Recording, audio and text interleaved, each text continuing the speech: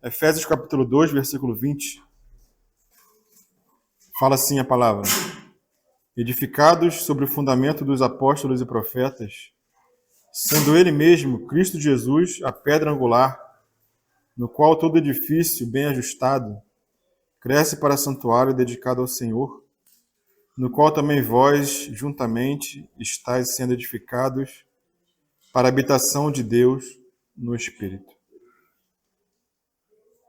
Nós hoje chegamos ao final dessa série de ministrações sobre a plena salvação de Deus. Esse é o último compartilhar. Nós vimos muita coisa no que diz respeito à salvação do Senhor. Só fazendo uma pequena recapitulação do que nós vimos até aqui, um quadro geral. Nós vimos a diferença do que é pecado no singular e do que são pecados no plural. Nós vimos qual é o maior pecado. Os irmãos lembram qual é o maior pecado? Não crer. Não crer no Senhor é o maior pecado. Nós falamos um pouco sobre o amor do Senhor, que ela se expressa em nós através da sua graça e da sua misericórdia. Nós vimos a função da lei, para que o Senhor deu a lei ao homem. Nós vimos a questão da justiça de Deus, que foi manifestada por meio do seu Filho, da obra de Cristo, da obra do qual vem a redenção e a nossa ressurreição em Cristo.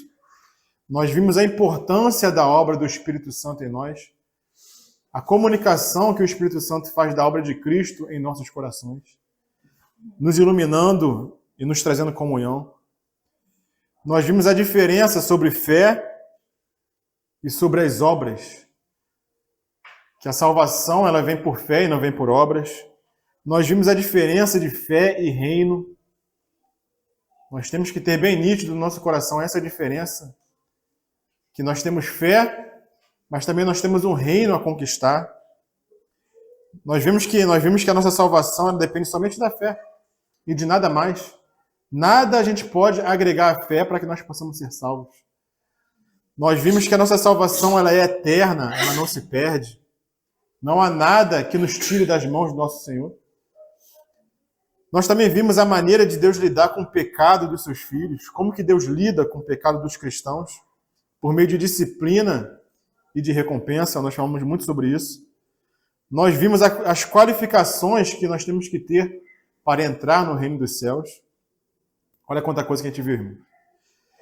Nós vimos que a disciplina que o Senhor traz a seus filhos, ela não se dá somente nessa terra, somente nessa vida, mas ela se estende também na era do milênio.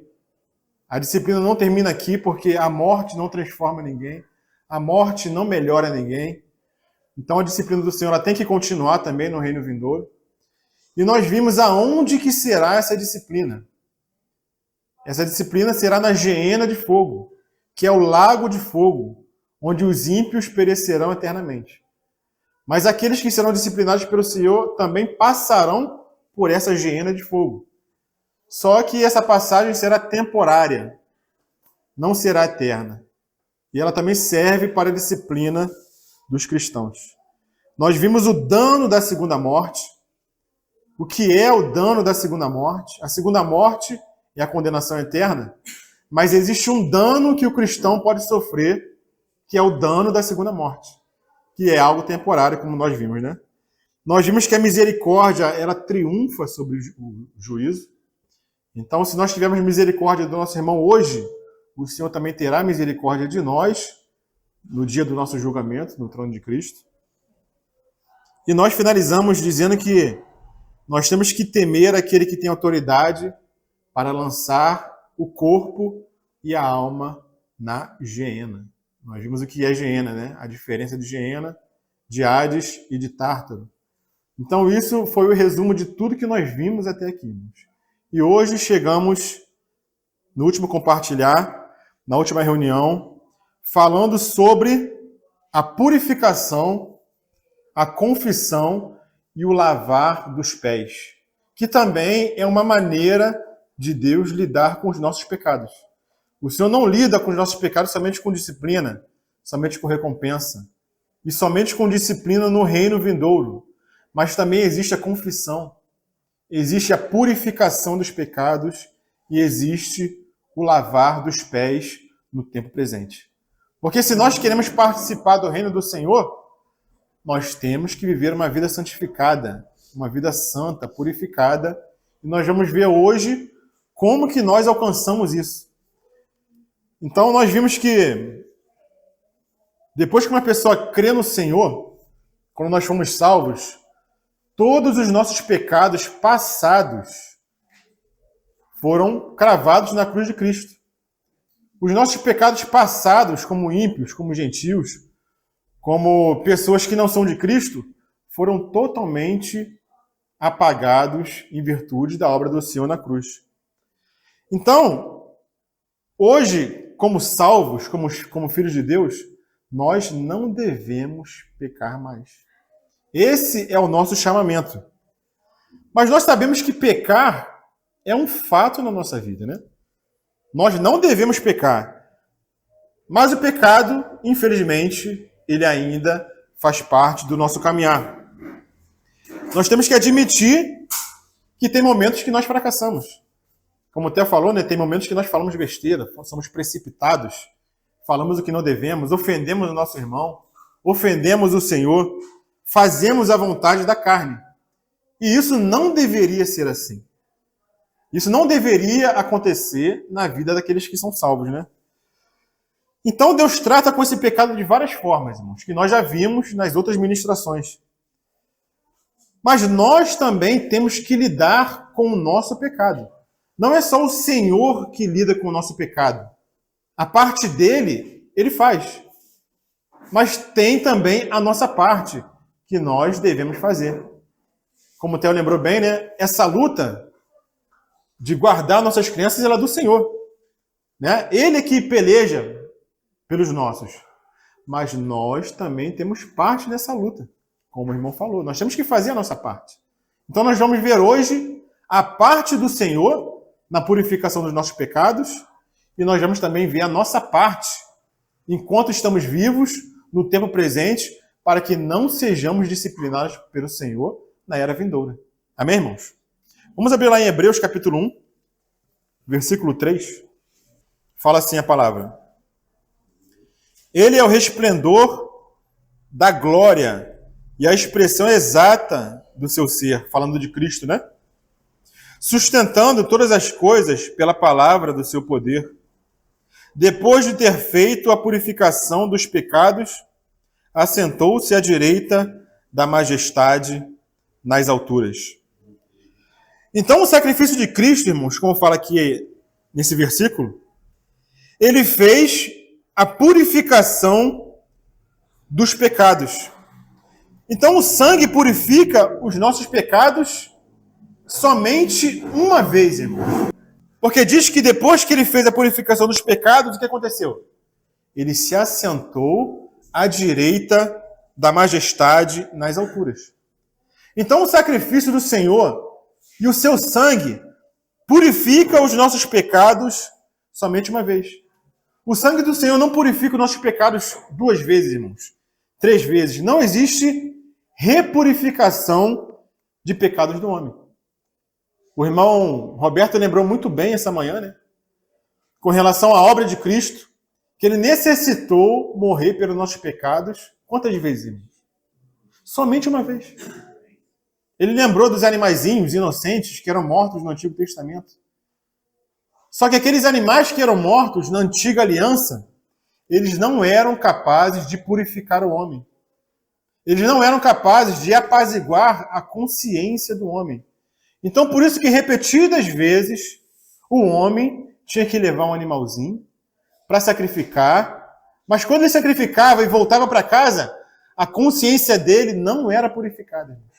Porque o sangue de bodes, o sangue de ovelhas, não era capaz de purificar os pecados do homem. Aquilo era somente uma sombra, era somente um símbolo do sacrifício perfeito feito pelo nosso Senhor. Então o livro de Hebreus nos mostra claramente que há somente uma purificação de pecados. No capítulo 10 de Hebreus capítulo 10, versículo 1 até o 14. Fala assim, ora, visto que a lei tem sombra dos bens vindouros, não é a imagem real das coisas. Nunca jamais pode tornar perfeitos os ofertantes, com os mesmos sacrifícios que ano após ano, perpetuamente eles oferecem. De outra sorte, não teriam cessado de ser oferecidos, porquanto os que prestam culto, tendo sido purificados uma vez por todas, não mais teriam consciência de pecado. Entretanto, nesses sacrifícios, faz-se recordação de pecados todos os anos, porque é impossível que o sangue de touros e de bodes remova os pecados. Por isso, ao entrar no mundo, diz, sacrifício e oferta não quiseste, antes um corpo me formaste. Não te deleitaste com holocaustos e oferta pelo pecado. Então eu disse, eis aqui estou, no rolo do livro está escrito a meu respeito, para fazer, ó Deus, a tua vontade. Depois de dizer, como acima, sacrifício e oferta não quiseste, nem holocaustos e oblações pelo pecado, nem com isso te deleitaste, coisas que se oferecem segundo a lei, então acrescentou, eis aqui estou para fazer, ó Deus, a tua vontade. Remove o primeiro para estabelecer o segundo. Nessa vontade é que temos sido santificados, mediante a oferta do corpo de Jesus Cristo, uma vez por todas. Ora, todo sacerdote se apresenta dia após dia a exercer o serviço sagrado e a oferecer muitas vezes os mesmos sacrifícios, que nunca jamais podem remover pecados. Jesus, porém, tendo oferecido para sempre um único sacrifício pelos pecados, assentou-se à destra de Deus, aguardando daí em diante até que os seus inimigos sejam postos por estrada dos seus pés. Porque com uma única oferta aperfeiçoou para sempre quantos estão sendo santificados. Então nós vemos que o Senhor, ele ofereceu a si próprio como oferta pelos pecados do homem. E o que o versículo 14 diz, irmãos? Diz que com uma única oferta, ele nos aperfeiçoou para sempre.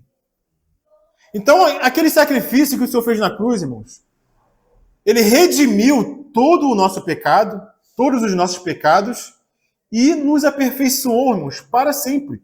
Não é necessário um segundo sacrifício. É impossível o Senhor se apresentar novamente para morrer pelos nossos pecados. Por isso que no versículo 26, aqui em diante, no capítulo 10 de Hebreus, como é que fala? No versículo 26. Porque se vivermos deliberadamente em pecado, depois de termos recebido o pleno conhecimento da verdade, já não resta sacrifício pelo pecado, pelos pecados. Por que não resta sacrifício pelo pecado, se nós vivermos deliberadamente em pecado, irmãos? Porque o Senhor não pode morrer novamente. Então não existe um outro sacrifício. Todos aqueles que querem ser salvos têm que crer no único sacrifício do Senhor na cruz. Ele não vai se apresentar novamente, irmãos, para que nós criamos nele novamente, nos arrependamos novamente e sejamos salvos novamente. A obra de Cristo é perfeita. Não é como o sangue de touros, de bodes, de animais, que era imperfeito. Mas uma vez por todas, ele nos limpou dos nossos pecados e nos aperfeiçoou para sempre. Amém, irmãos? Amém. No capítulo 9 de Hebreus, versículo 25, fala assim, nem ainda para se oferecer a si mesmo muitas vezes, como sumo sacerdote, cada ano entra no Santo dos Santos com sangue alheio. Ora, nesse caso, seria necessário que ele tivesse sofrido muitas vezes desde a fundação do mundo. Agora, porém, ao se cumprir os tempos, se manifestou uma vez por todas para aniquilar pelo sacrifício de si mesmo o pecado. Versículo 28. Assim também Cristo, tendo se oferecido uma vez para sempre, para tirar os pecados de muitos, aparecerá segunda vez sem pecado aos que aguardam para a salvação. Então nós lemos no capítulo 9 e no capítulo 10 que os sacrifícios do Antigo Testamento são diferentes do sacrifício do Novo Testamento. Muitas vezes se ofereciam sacrifícios. Imagina alguém no Antigo Testamento, irmãos, se nós vivêssemos lá. Nós pecamos e aquela consciência pesada dentro de nós nos incomoda. E nós vamos lá, se nós temos dinheiro, o que nós fazemos? Compramos uma vaca, um boi, né? Se nós não temos muito dinheiro, nós compramos um animal menor, uma pomba, e lá levamos para o sacerdote sacrificar. Ele sacrifica aquele animal e nós vamos para casa tranquilos. Mas daqui a pouco nós começamos a pensar, será que aquele animal foi suficiente? Será que o animal é perfeito? Será que o sacerdote fez o serviço direito? E aquela consciência em nós iria tirando nossa paz e nós no dia seguinte iremos querer sacrificar um outro animal para apaziguar a nossa consciência. E isso ano após ano, porque o sangue de animais não é capaz de purificar os pecados. Não é um sangue perfeito. Então muitos animais morreram naquela época, apontando para o sacrifício perfeito, que é de quem, irmãos? Do próprio Filho de Deus, que veio em carne e aniquilou para sempre os pecados e nos aperfeiçoou para sempre, irmãos. Quando nós somos salvos pelo Senhor, todos os nossos pecados são apagados. Agora, a questão é a seguinte, irmãos. Depois que nós somos salvos, o que acontece com os pecados que nós cometemos depois que nós somos salvos? Essa é a questão do nosso ministério de hoje. O que acontece, irmãos, se nós continuarmos pecando?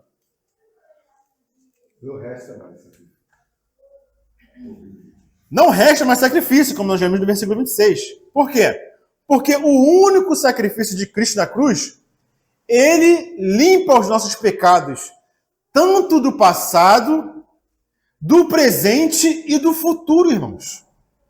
Todos os nossos pecados foram incluídos no sacrifício de Cristo. Não só os pecados que nós já cometemos antes de sermos salvos, mas também os pecados que nós ainda cometeremos no futuro. Tudo foi tratado na cruz de Cristo. Olha que obra gigantesca, irmãos. Olha que obra tremenda e que obra perfeita. Nenhum pecado ficou de fora. Então, olha a paz de consciência que nós temos, irmãos. Porque mesmo que nós cometamos pecado, isso já foi tratado na cruz de Cristo. Isso não nos alegra nessa manhã, irmãos? Não ficamos em paz nessa manhã, irmãos? Essa semana estava meditando isso. Exatamente. Esse tempo, muito obrigada pelos pecados que você já cometi. No passado eu cometo, hoje eu ainda vou cometer amanhã. Me deu uma alegria assim, muito grande. Essa semana mesmo. Amém. Olha que realidade, irmãos. Quando nós ganhamos essa realidade, olha a paz que nós temos no nosso coração e no nosso dia a dia. O pecado que nós cometeremos, irmãos, já foi tratado na cruz de Cristo. Eu fiquei imaginando aí quando você falou da questão dos ricos, que não tinha consciência em paz, e ela matava outro poder. Agora imagina os pobres daquela época. Sim. Que perturbação. É. Será que só essa rolinha aqui vai resolver meu problema? Que praga, né? Sim. Que peso, que arrastava uma... Então, irmãos, nós não devemos agir como cristãos da mesma forma que nossos irmãos agiam no passado, antes de Cristo. A nossa consciência deve estar totalmente tranquila, porque tudo foi tratado na cruz de Cristo. O pecado não deve ser mais um peso em nossa consciência, né? Porque tudo o Senhor já tratou. Então nós devemos viver em paz, porque o sacrifício propiciatório de Deus, que Deus estabeleceu no Novo Testamento, não é de touro, não é de animais, mas é do seu próprio Filho Jesus Cristo. O Deus que se fez homem. Então, por causa dessa redenção eterna, irmãos, nós estamos eternamente aperfeiçoados. Amém? Fala, Théo. A questão, às vezes, da consciência pesada, é porque o homem ele acha que ele pode fazer alguma coisa. Dá aquela consciência que você vê na ceia, ele nem sabia o que era o Judas. Porque quando Jesus falou assim, um de vocês vão trair, eles foram perguntar ao Senhor, eu sou o traidor? Fala aí, que se sou eu vou pedir perdão. Nem eles sabiam que eles iam trair. Eu acho que a consciência de um homem achar que não vai fazer mais, ele acha que ele pode alguma coisa, né?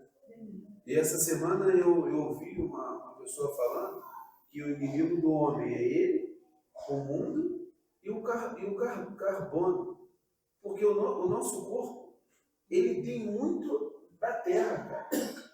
Esse corpo tem, todos nós temos que vir ter um corpo, certo? Então, assim, o que o Senhor falou? Que a serpente ia se alimentar do pó da terra. Essa foi a maldição lá, né? Que a mulher sofredora de parto não tinha que trabalhar muito. Mas a serpente vai se alimentar do pó da terra. Então, a nossa carne é o quê? É o alimento de Satanás. Sim. Então, essa é a luta toda aí do dia a dia. Sim. E tem muita coisa da terra que está no nosso corpo, o barro, o Adão. Por isso que Coríntios fala, né? Que agora é um novo homem. Que é a briga, é a luta e mais o Aonde nós... tem mais o inimigo. Porque na terra tem carbono.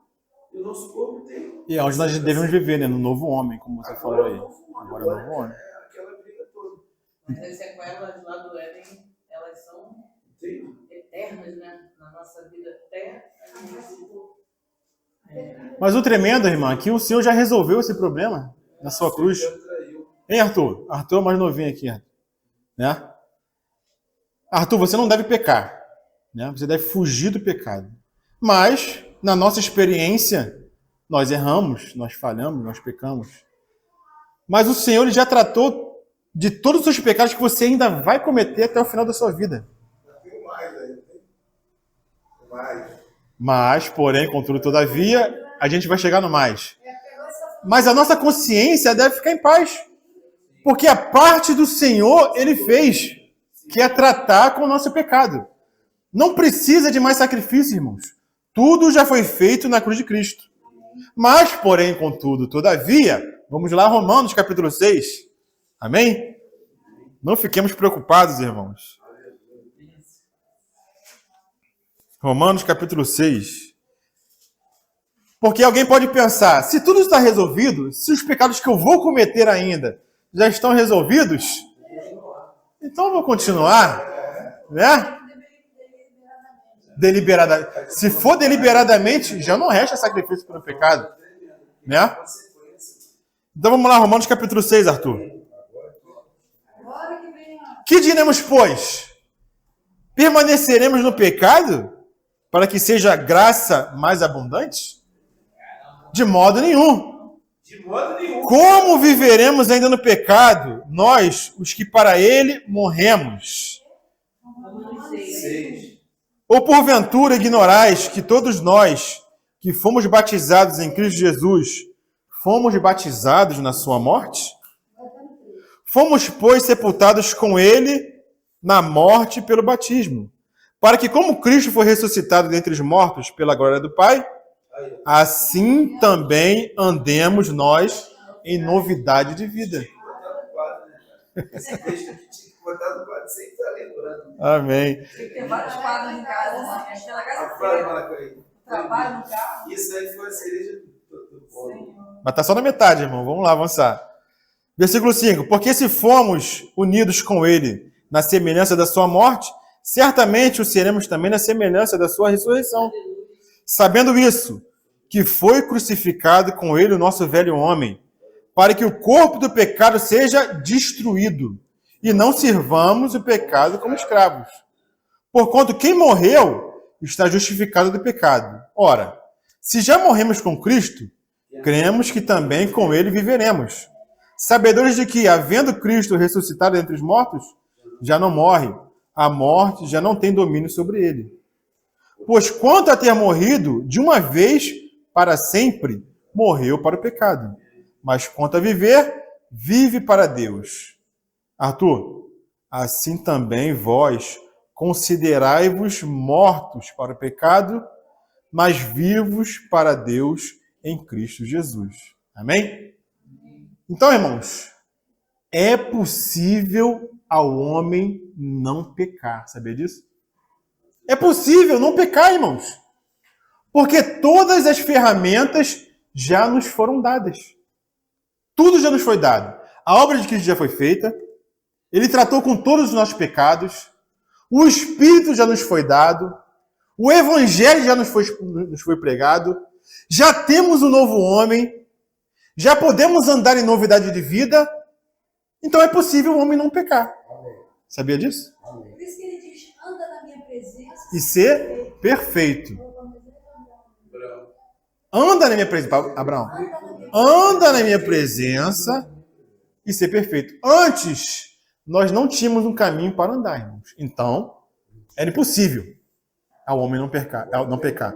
Mas depois da obra de Cristo e da vinda do Espírito, é possível o homem não pecar. Isso posicionalmente. Porque nós fomos colocados nessa posição. Mas, na nossa experiência, nós sabemos que nós ainda pecamos. Na nossa realidade, irmãos, nós ainda pecamos. E o que acontece conosco quando nós pecamos?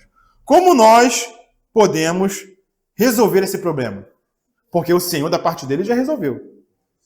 A sua obra na cruz de redenção, de morte e ressurreição, já resolveu o problema de todos os pecados, do presente, do passado e do futuro. E não só dos salvos, irmãos. Porque ele morreu pelos pecados do mundo inteiro. Não sabiam disso? Que o Senhor morreu pelos pecados de todos os homens, salvos e não salvos. Mas essa foi a parte do Senhor, o que ele fez. Agora, para que essa obra tenha eficácia em nós, aí já vem a nossa parte. Na nossa salvação, o que acontece para que nós sejamos salvos, irmãos? O Senhor já morreu na cruz. Mas por que nem todos os homens são salvos? Porque é a necessidade de uma coisinha, que é o quê? Para que aquela obra de Cristo seja eficaz na salvação do homem. Fé é o crer. Para que aquela obra de Cristo seja aplicada ao homem, é necessário fé. Aí o homem é salvo. E com relação aos salvos que pecam, o que é necessário, irmãos? Confissão de pecados. Então, para o ímpio é necessário fé, e para os crentes que pecam é necessário confissão de pecados. Então a questão agora é essa, irmãos. O que nós devemos fazer se pecarmos novamente? O que faremos se ficarmos imundos novamente? Todos os pecados que cometemos antes de sermos salvos foram lavados pelo sangue do Senhor Jesus. Mas o que fazer com os pecados que cometemos depois de salvos? Nós não queremos ser punidos, não queremos perder o reino, não queremos sofrer o dano da segunda morte. Então o que nós devemos fazer diante de Deus? 1 João, capítulo 1, vamos lá. 1 João, capítulo 2. 1 João, capítulo 2, versículo 1. Filhinhos meus, estas coisas vos escrevo para que não... Então é possível não pecar. Senão João não falaria isso, certo? Essas coisas vos escrevo para que não pequeis.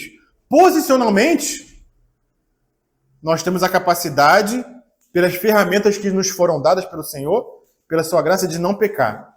Mas, como já disse anteriormente, a nossa experiência nos mostra que nós pecamos.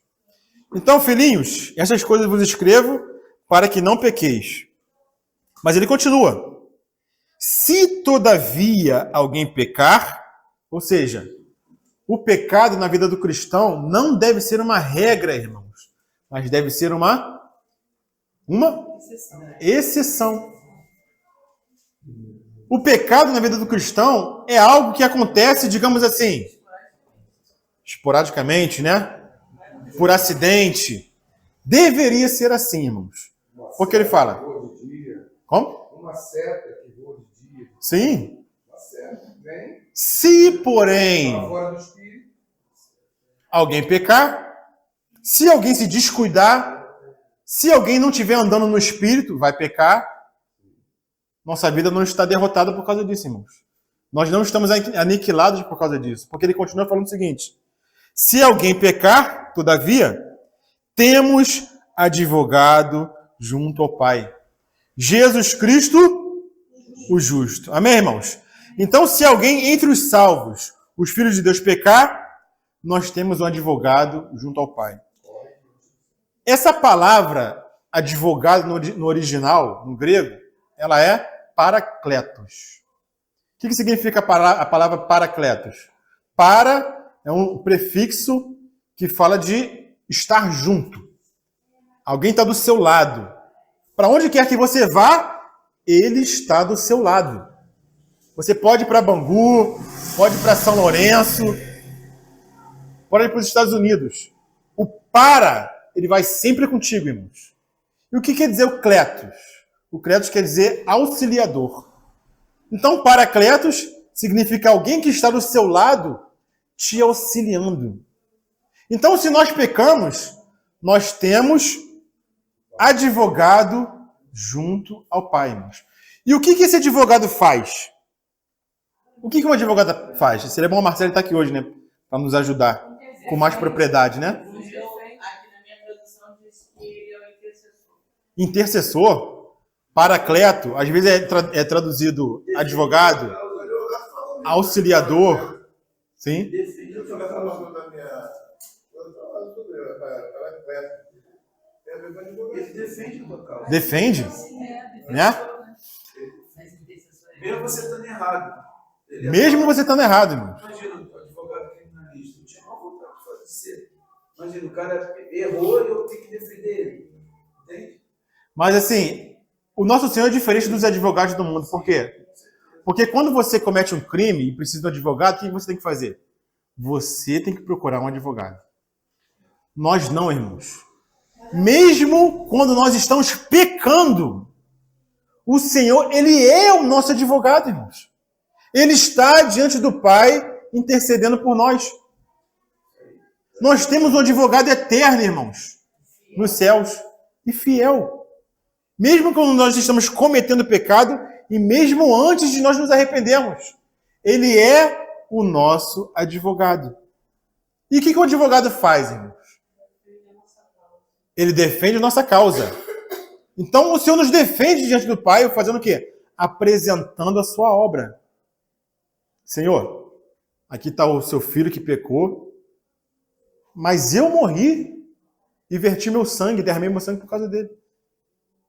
Então, o Senhor tem que perdoar o pecado dele. O Pai é obrigado a perdoar os nossos pecados, irmãos. Tem noção disso? Que não tem outra maneira do Pai fazer com os nossos pecados a não ser nos perdoar. Porque nós temos um advogado. Mas o advogado ele exerce uma outra função. Ele não só nos defende diante do Pai. O que um advogado faz também com o seu cliente? Ele não senta com o cliente e não conversa, e não orienta, e não aconselha? E uma coisa interessante essa analogia do advogado que você está falando, a gente teve muito processo trabalhista lá de coisas injustas das pessoas. Né? O advogado ele fala uma coisa, ele diz, me conta tudo.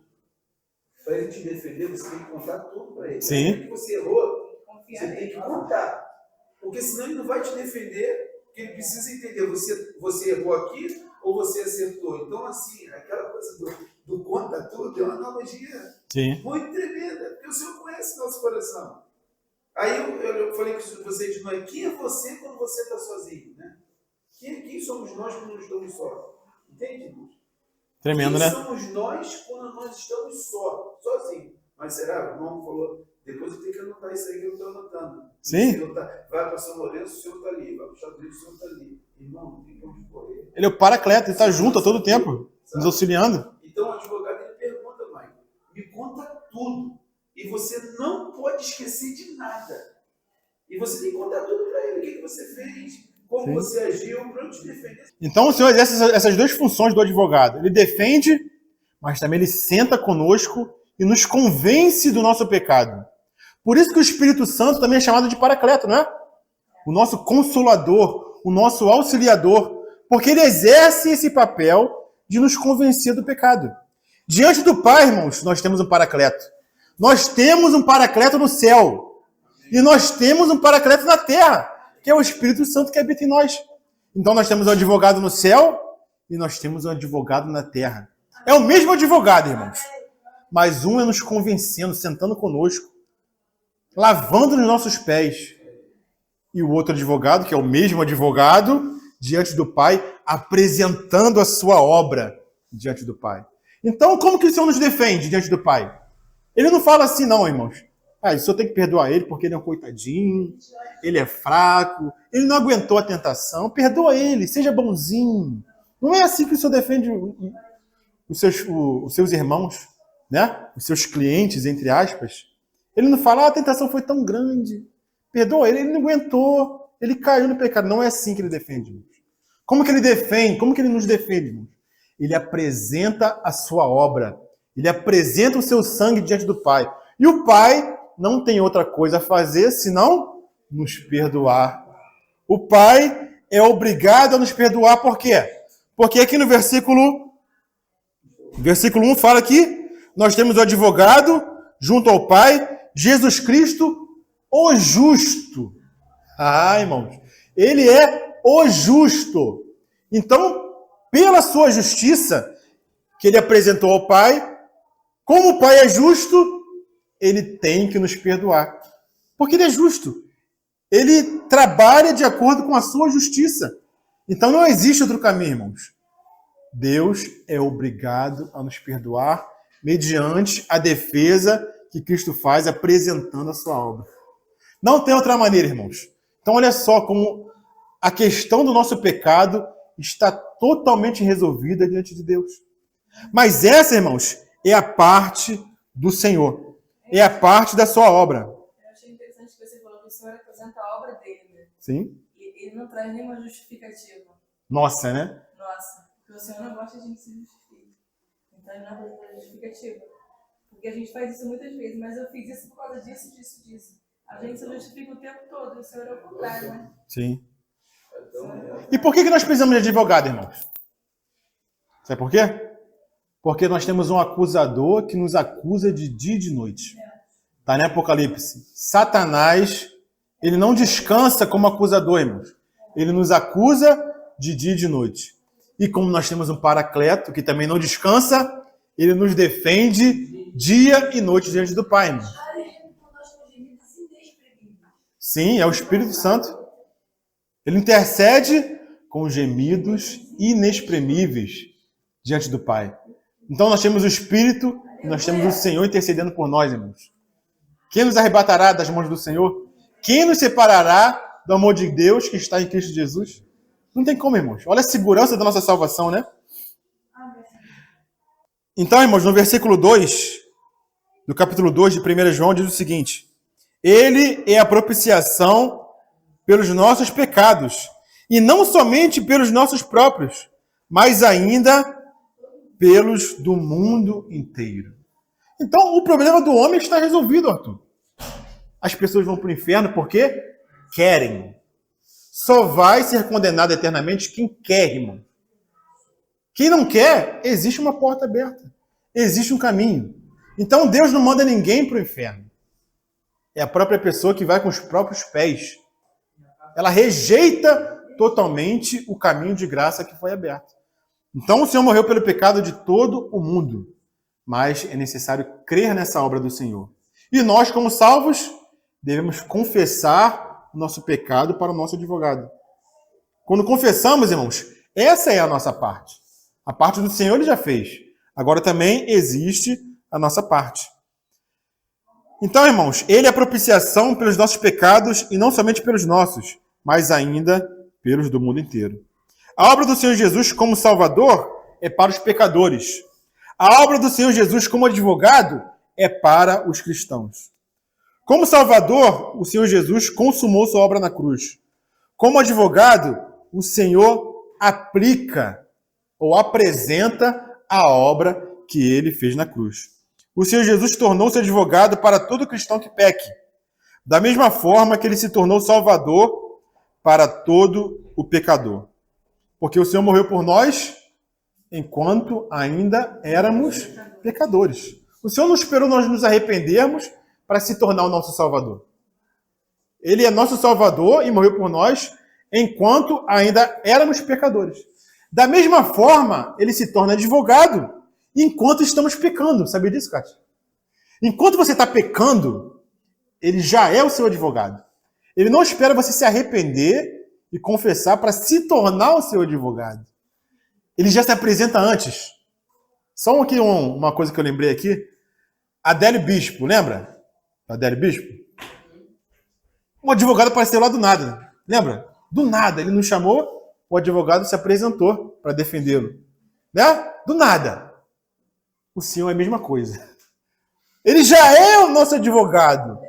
Enquanto estamos pecando, mentindo, fofocando, falando mal do irmão, roubando, ele já está nos defendendo. Porque a sua obra consumou ou redimiu-nos dos pecados do passado, do presente e dos que ainda vamos cometer. E é muito interessante, Michael, que a pessoa, né, que eu passei por essa experiência nesses 10 dias de lá com a minha tia, que ela estava desesperada, porque não tinha conseguido um advogado que a defendesse.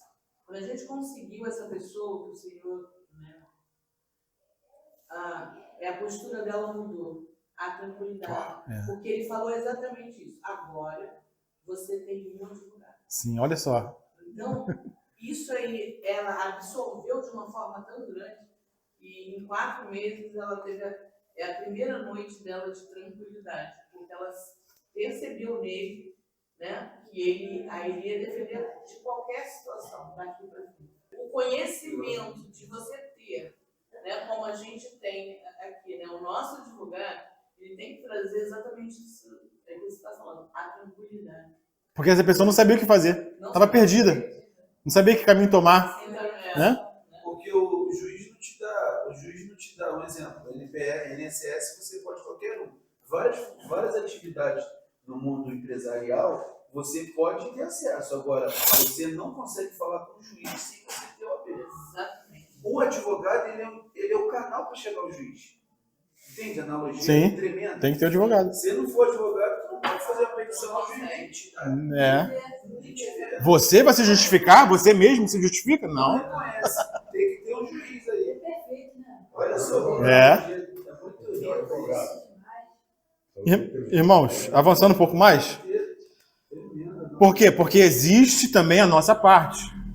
Né? Ele fez a parte dele como sacrifício pelos pecados, como advogado, mas existe a nossa parte. O que compete a nós, irmãos, nessa obra, nesse perdão de pecados? Vamos lá, 1 João, capítulo 1, versículo 7. Se, porém, andarmos na luz, como ele está na luz, mantemos comunhão uns com os outros.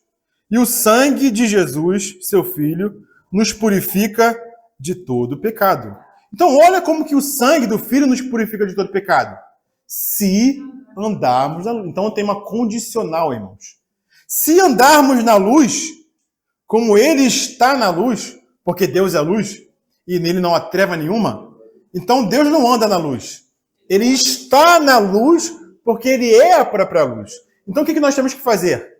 Andar na luz, como ele na luz está. Se nós andamos na luz, nós temos comunhão uns com os outros, e o sangue de Jesus nos purifica de todo pecado. Né? No versículo 5, o que fala?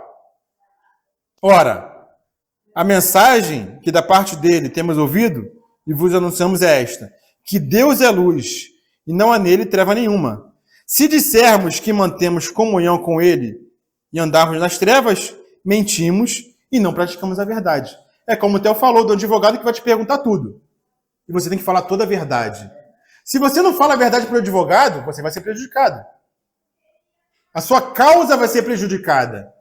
Então, tomando essa analogia do advogado, João nos fala, anda na luz. Fala tudo para o seu advogado. Abre o seu coração para o seu advogado. Porque ele é capaz de defender junto ao pai. E ele fala de pai, né? É um acerto em família. Então nós temos, irmãos, que andar na luz. Se dissermos que não temos pecado nenhum, versículo 8, a nós mesmos nos enganamos, e a verdade não está em nós. Se confessarmos os nossos pecados, ele é fiel e justo para nos perdoar os pecados e nos purificar de toda injustiça, irmãos. Então, o que é andar na luz, irmãos? É andar com Cristo. Como nós lemos lá em Romanos, capítulo 6, versículo 4. O que é andar na luz? Lá fala assim, no capítulo 6, versículo 4 de Romanos. Fomos, pois, sepultados com ele na morte pelo batismo, para que, como Cristo foi ressuscitado dentre os mortos, pela glória do Pai, assim também andemos nós em novidade de vida. Então, andar na luz é andar em novidade de vida. Andar na luz é andar com um novo pensamento, é andar no novo homem, é andar na verdade do Evangelho, é andar em Cristo, é andar no Espírito, irmãos. Lá em Gálatas, capítulo 5, versículo 16, fala assim: andai no Espírito e jamais satisfareis a concupiscência da carne. Mais uma vez, por que é possível não pecar? Porque nós podemos andar em Espírito. Se nós andamos em Espírito, no Espírito, nós não satisfazemos a vontade da nossa carne. E nós não pecamos. Então isso, irmãos, é andar na luz. Mas o Senhor sabe, irmãos, que mesmo caminhando na luz, nós estamos nessa terra. E o que acontece quando nós caminhamos por essa terra, irmãos? Suja os pés. Suja os pés. Né? Aí tem que lavar os pés. Obrigado, André. Temos que lavar os pés. Então, se nós andarmos nessa revelação, irmãos, qual é o resultado disso? Comunhão. Se nós andarmos na luz, nós temos comunhão uns com os outros e o sangue do Senhor nos purifica de todo pecado. Theo, eu queria que tu lesse aquele trechinho do livro que você leu de manhã. Página 209. Porque isso nos fala, irmãos, de andar na luz e termos comunhão uns com os outros. O trechinho que o Theo vai ler agora pra gente, né? O homem que confessa seu pecado na presença de um irmão sabe que já não está sozinho. Ele experimenta a presença de Deus na realidade de outra pessoa. Bom, isso aqui é muito rico, cara. Enquanto estiver sozinho na confissão de meus pecados, tudo permanece na escuridão. Mas na presença de um irmão, o pecado precisa ser trazido para a luz. Amém. Então ele fala de comunhão e de confessar os pecados uns para os outros. Isso é complicado, né? Sim, confessar o pecado não só para o Senhor, mas também uns aos outros. Mas isso é complicado, por quê? Porque existem irmãos que não andam na luz. E aí você fala, mas isso aqui assim, Sempre vai ter um irmão na texto- luz para você desabafar. Sim, é esses irmãos que nós temos que procurar. E o Senhor quer nos levar a esse tipo de maturidade. Para que existam irmãos entre nós, maduros, que andam na luz, com quem nós podemos contar e confessar os nossos pecados para sermos sarados. Né? Então nós necessitamos, irmãos, o quê? Amadurecer. Não é para qualquer um que nós vamos confessar o nosso pecado. Senão o rolo piora, né? O problema cresce. Aí é complicado. Então o Senhor quer que nós andemos na luz. Porque andando na luz, nós temos comunhão uns com os outros. Olha só. A necessidade que a comunhão tem. A comunhão não é só nós estarmos juntos comendo, irmão. Isso não é comunhão. Comunhão é quando nós andamos na luz. Aí sim, nós temos comunhão uns com os outros e com o Pai, e aí nossos pecados são perdoados, irmãos. Amém? Então, olha o nosso chamamento. Olha a nossa obrigação, irmãos, de andarmos na luz, andarmos em Cristo, andarmos no Espírito. E é tremendo, porque assim, não necessariamente, claro que assim, o normal é isso acontecer entre a gente aqui, vou dizer aqui nessa localidade. Mas o irmão andando na luz, eu posso não ter contato com a Aline, vocês podem ir para outra cidade, congregar lá, mas anda na luz e quando eu tiver uma dificuldade, eu vou e ligo para a Aline, que está lá em São Lourenço, longe para Dedéu, mas porque, ó, o mesmo Espírito une, né? Amém. Tremendo. Não necessariamente vai ser daqui, É. mas o Senhor, Ele une pessoas verdadeiramente pelo Espírito, né? E a gente vê Cristo. Então, Na igreja primitiva, Isso né? é muito- Carta, que Paulo cuidava de todo mundo, isso é uma profundidade. A Patrícia, não estava presente. eu tive muito essa experiência com a Patrícia. Eu nunca, agora eu sei que eu congregava com a Patrícia também, né? Mas a Patrícia, ela me acrescentou muito. E eu nunca congreguei com ela no mesmo espaço, né? Ela ficava na esquina ali, que era a Cátia, né? A Patrícia. E eu ficava no Jardilhão. Tinha gente que batia no meu ombro e falava, você vai ficar aí no Jardilhão há quanto tempo? Vai continuar aí? Eu não estava nem aí para isso, mas eu tinha comunhão com a Kátia. E a Patrícia me apresentou muito, como um encargo de Deus me apresentando, cuidando, ó, tendo ouvido para ouvir. Amém. Então, lá em 1 João, capítulo 2, versículo 1, fala que o Senhor é nosso advogado. Amém? Mas no versículo 9, ele fala da nossa parte, que nós temos que confessar os nossos pecados. Para que esse sangue do Senhor e essa obra na cruz seja eficaz em perdoar os nossos pecados. Amém, irmãos? Mas, como falei anteriormente, nós caminhamos por essa terra. Nós sujamos os nossos pés. Né? Então, vamos lá para João, capítulo 13. João, Evangelho de João. Evangelho de João, capítulo 13. Aí quem mais me exorta na vida tá aqui, ó. Dá um trio aqui, ó. Esses três aqui. É. Minha mãe, Michael e ela. Assentamento Deus geral. sabe, João, capítulo 13, versículo 1. Fugiu, né? Às vezes pode. Ora, antes da festa da Páscoa, sabendo Jesus que era chegada a sua hora de passar desse mundo para o Pai, tendo amado os seus que estavam no mundo, amou-os até o fim. Durante a ceia, tendo já o diabo posto no coração de Judas Iscariote, filho de Simão, que traísse a Jesus, sabendo este que o Pai tudo confiara às suas mãos e que ele viera de Deus e voltava para Deus, levantou-se da ceia, tirou a vestimenta de cima e, tomando uma toalha, cingiu-se com ela.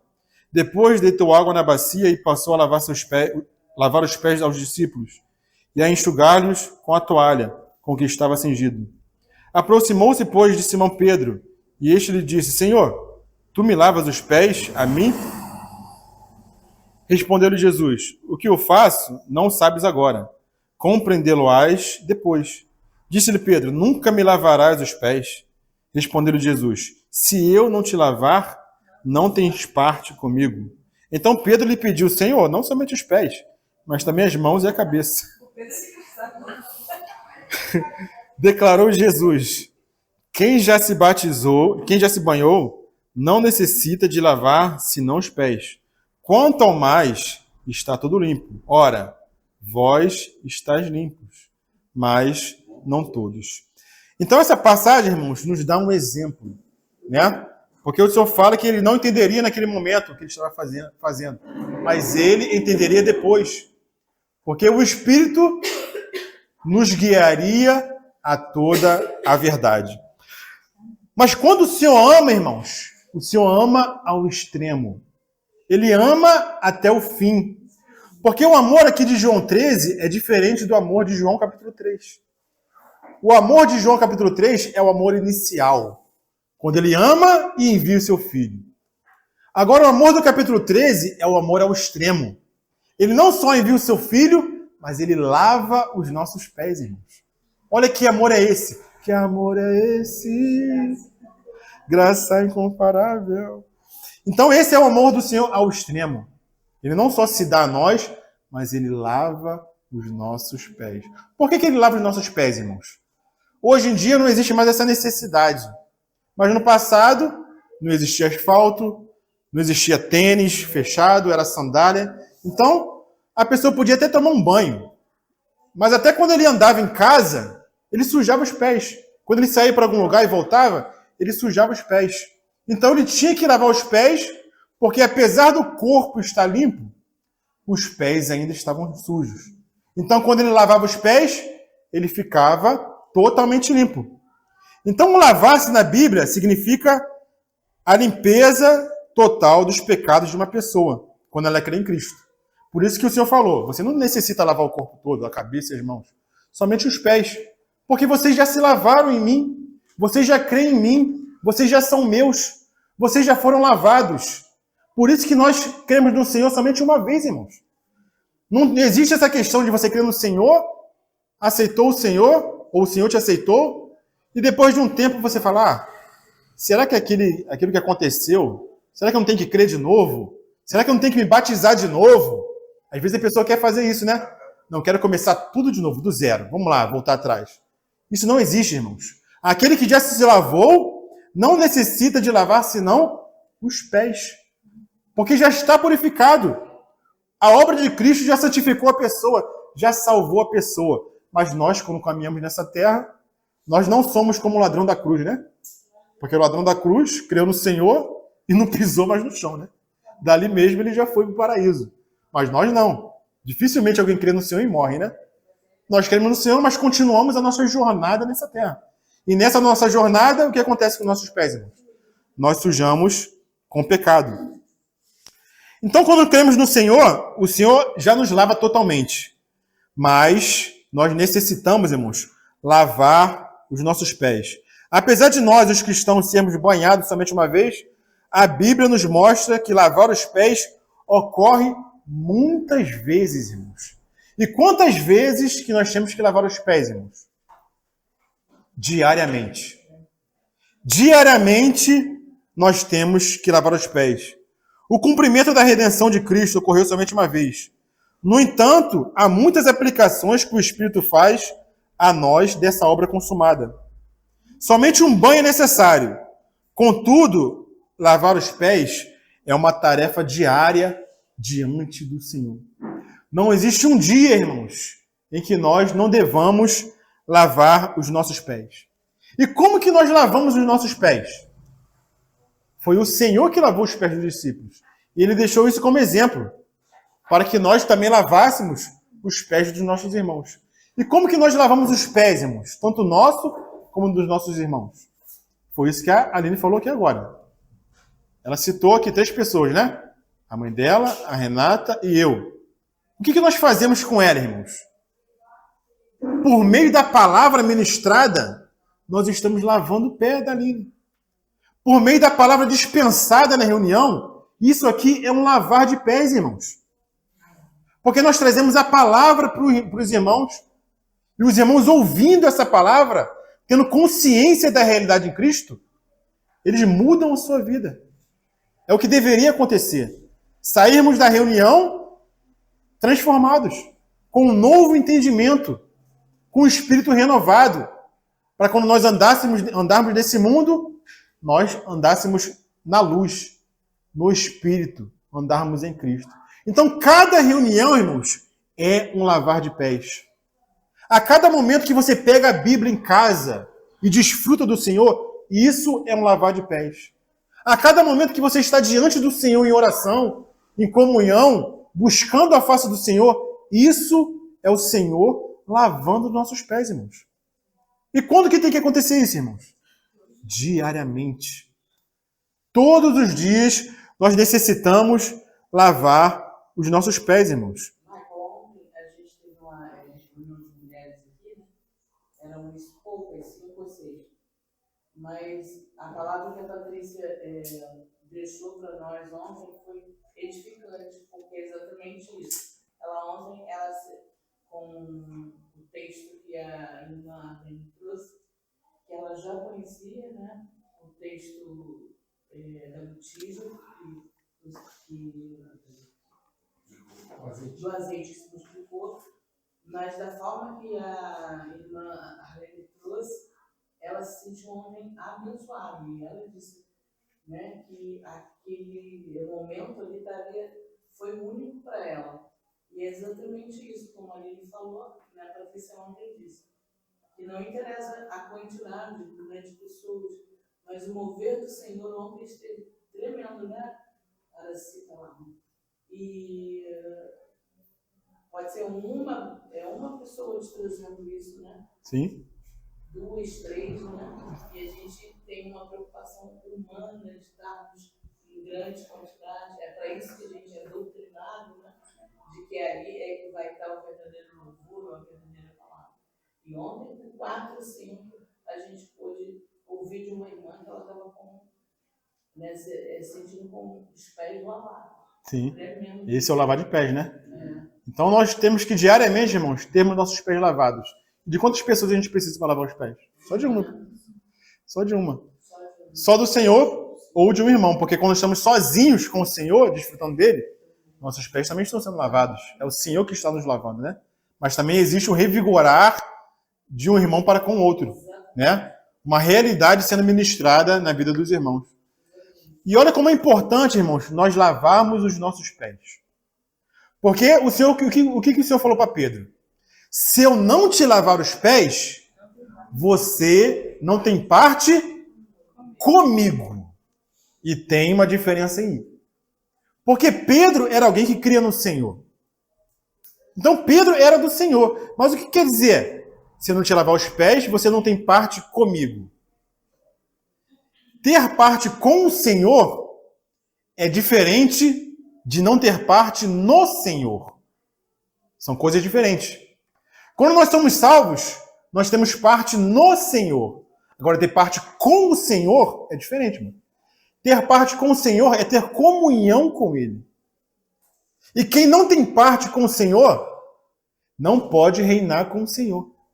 Olha a importância do lavar os pés diariamente. Porque você pode ter sido banhado. Você foi todo limpo. Mas se seus pés estiverem sujos, você não tem parte com Cristo. Você não tem parte com Ele. Você não pode reinar junto com Ele. Apesar de você ter parte nele. Porque você já foi comprado. Vamos perceber a diferença de ter parte no Senhor e ter parte com Ele?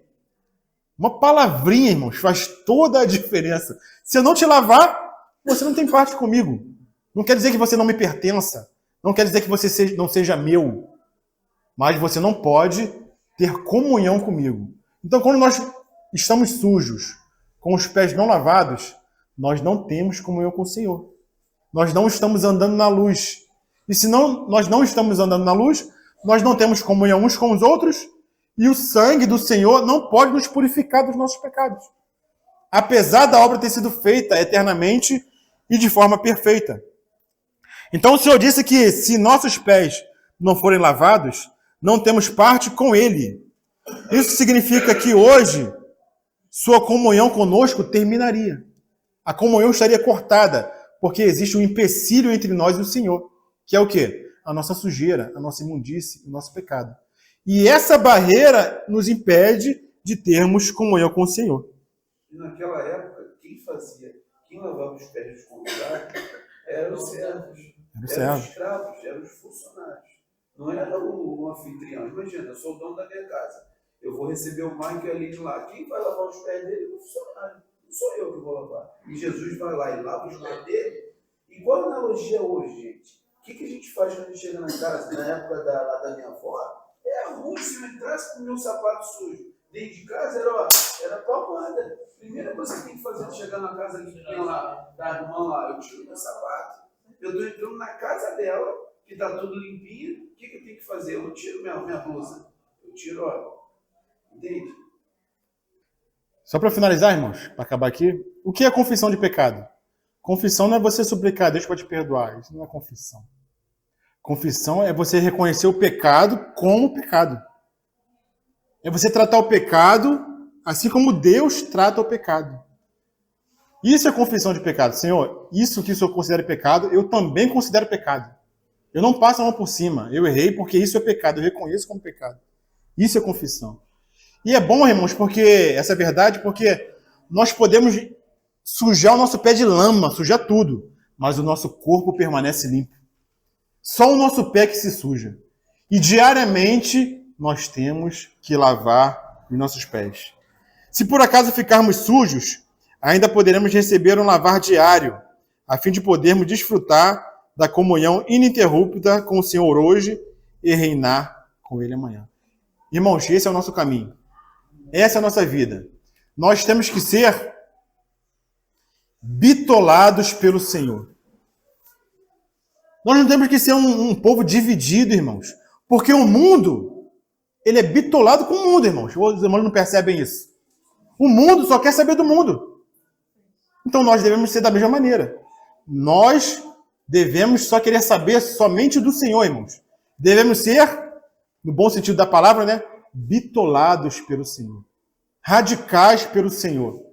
Porque assim nós estamos andando na luz. O mundo não é radical pelo mundo? O mundo não só deseja as coisas do mundo? Por que nós temos que ser diferentes? Não, um pouquinho do mundo, um pouquinho do Senhor. Fica lá e fica cá. Irmãos, isso não é andar na luz. Temos que ser radicais pelo Senhor. Amém, irmãos?